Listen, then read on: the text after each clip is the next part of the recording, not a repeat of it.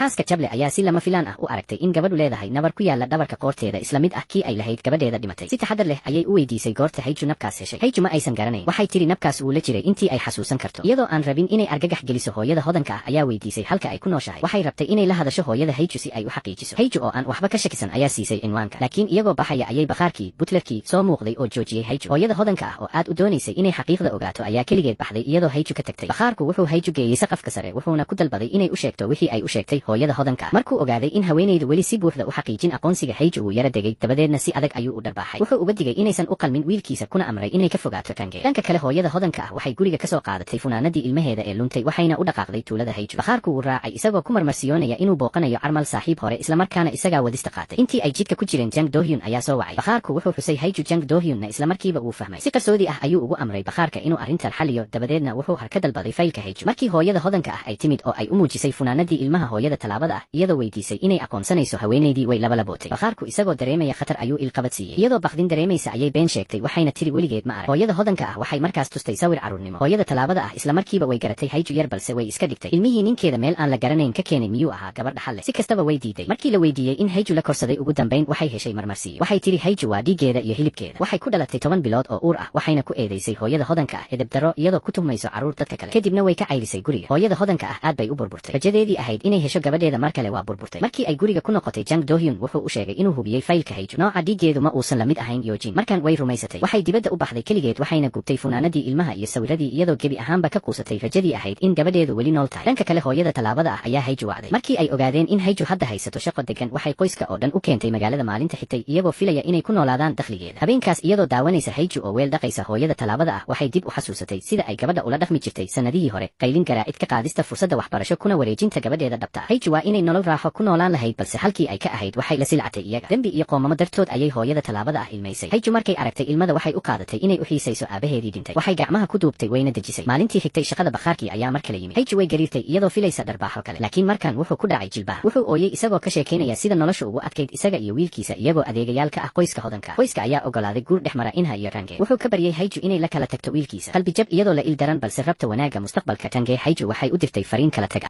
Adeegaha oo faqri ahaa wuxuu rajaynayay in wiilkiisu guursado qoyska maalqabeenka ah ee Jable si uu isaga uga helo wada uu bulsho ahaan kor ugu kaco. Laakiin si lama filaan ah ayuu ogaaday in wiilkiisu la shukaansanayo gabar sabool ah. Arrintaas ayaa ka nixisay. Wuxuu isla goobta ku canaantay Tange isagoo xanaaq la wareegay. Jang Dohyun wax walba wuu arkay. Ashadii kadib wuxuu u yeeray butlerka qolka shaqadiisa wuxuuna uga digay inuusan noqon mid hami xad daaf ah leh. Wuxuu cadeeyay inuusan marnaba ogolaan doonin in Inha guursato Tange. Butlerkii aad buu u carooday. Markii uu arkay Hayju oo gurigeeda ku sii jeeda ayuu ku dhuftay dharbaaxo. Isagoo timaheeda jiidaya kuna diyaarsan inuu cashar u dhigo ayuu gangsan soo muuqday. Wuxuu butlerka ku dhuftay hal mar oo dhulka dhigay wuxuuna rabay inuu mar kale ku dhufto laakiin Hayju ayaa joojisay. Ninkaas wuxuu ahaa aabaha Tange. Meel kale nin ribo qaada ahaa oo hore u silcin jiray qoyska Hayju ayaa la xiray. Heer ilaaliye Tange ayaa ku soo oogay dacwad ribo qaadasho. Intii lagu jiray waraysiga ninkii wuu qirtay wax walba. Tange markaas ayuu ogaaday in Hayju lagu khasbay in buur laga tuuro oo badda lagu rido. Wuu iscelin waayay wuxuuna weeraray ninkii. Ninka ayaa markaas shaaciyay in uu ku shaqaynayay amarka aabaha Tange laftiisa. Tange arrintaas ma rumaysan karin. Gangsan ayaa u yimid Tange si uu uga argoosto wixii Hayju loo geystay. Wuxuu qabtay qoortiisa wuxuuna ku canaantay inuu ku fashilmay difaacida gabadha uu jecel yahay isagoo u sheegay in aabihiis uu Hayju garaacay. Laakiin maskaxda Tange waxaa buuxiyay hal su'aal sababtee aabihiis uu dhaawacay qoyska Hayju. Wuxuu wajahay butlerka. Ninkii mar kale ayuu iska dhigay isagoo sheegay in dhammaan wixii uu sameeyay ay ahaayeen si uu u ilaaliyo mustaqbalka Tange. Tange ma rumaysan. Wuxuu xirxirtay boorsadiisa wuxuuna go'aansaday inuu baxo. Wuxuu rabay inuu Hayju la cararo si uu u joojiyo in mar walba la dhaawaco. Laakiin Hayju ma awoodin inay ka tagto qoyskeeda. Iyadoo xanaaqsan Tange ayaa si lama filaan ah u yiri hooyada ay la joogto xitaa ma ahayn hooyadeedii dhabta ahayd. Haddaba maxay u danaynaysaa sidaas? Hadalladaas aad bay u dhaawaceen Hayju. Wada hadalkooda waxaa maqlay walaasheed taasoo hooyada u sheegtay in butlerku Hayju timaheeda jiiday oo garaacay. Inkasta oo Hayju aysan ahayn gabadheeda dhalay hooyada korsatay ma aqbali karin in qof la dulmiyo. Maalintii xigtay waxay u dhaqaaqday guriga qoyskaas halkaas oo ay butlerka si xun u garaacday. Markii ay baxaysay waxay la kulantay hooyada taajiriinta ah taasoo ku casuuntay inay gudaha u soo gasho si ay u wada hadlaan. Waxay mar kale ka sheekeeyeen Hayju. Hooyada taajiriinta ah waxay ka cudur daartay edeb xumadeedii hore. Hooyada korsatay waxay weydiisay sida ay u weyday ilmaheeda. Waxay ogaatay in ninkeedii hore uu dhintay ayna waqti u helin inay si fiican u daryeesho gabadheeda yar. Intii ay ku jirtay daryeelka butlerka ilmahaas ayaa ku dhacay badda. Hooyada korsatay way fahantay xanuunka. Samiirkeedu wuu toosay. Ma ay ogolaan karin in Hayju sii dhibaataysnaato. Markii ay guriga ku noqotay waxay isku dayday inay Hayju u sheegto in hooyada taajiriinta ahi ay tahay hooyadeedii dhabta ah.